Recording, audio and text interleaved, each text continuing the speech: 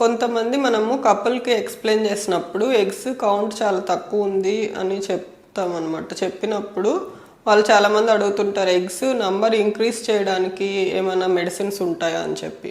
Hi viewers, నమస్కారం. నేను doctor Sunita, fertility consultant, 49 fertility centre, Tirupati branch.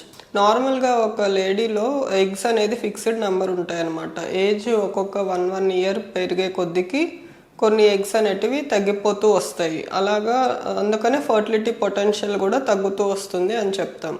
So నార్మల్గా 30 అబోవ్ అయిన వాళ్ళకి అరౌండ్ 33, 35 అయిన తర్వాత డ్రాస్టిక్గా డిక్లైన్ అనేది ఉంటుంది.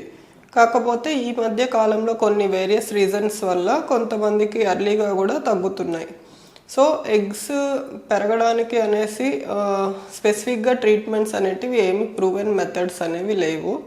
Normal healthy life style, healthy diet maintain చేస్తుంటే ఆ డిక్రీజ్ అనేది కొంచెం స్లోగా వస్తుంది, కానీ ఆల్రెడీ తగ్గిపోయిన వాటిని పెరగడానికి మనకేం ట్రీట్మెంట్స్ ఉండవు.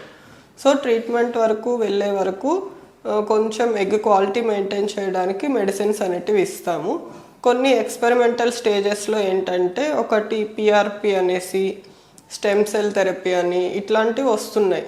వాటిలో ఏంటంటే స్కాన్ వైస్ చూసినప్పుడు ముందు ఉన్న ఎగ్స్ కంటే ఓవరీలోకి డైరెక్ట్గా పిఆర్పి కానీ స్టెమ్ సెల్స్ కానీ ఇంజెక్ట్ చేసి ఒక 2-3 మంత్స్ తర్వాత చూసినప్పుడు కొంచెం ఒక 2-3 ఎగ్ నెంబర్ అనేది పెరిగినట్టు కొన్ని ఎక్స్పెరిమెంట్స్ అనేటివి జరుగుతున్నాయి, కానీ ఏవి కూడా ప్రూవెన్ మెథడ్స్ అనేవి లేవు.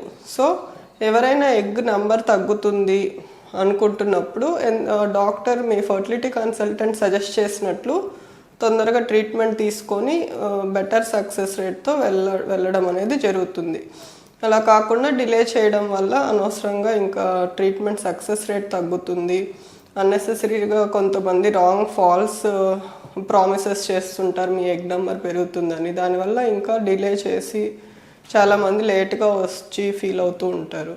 So hope this information is useful for you. Thank you very much.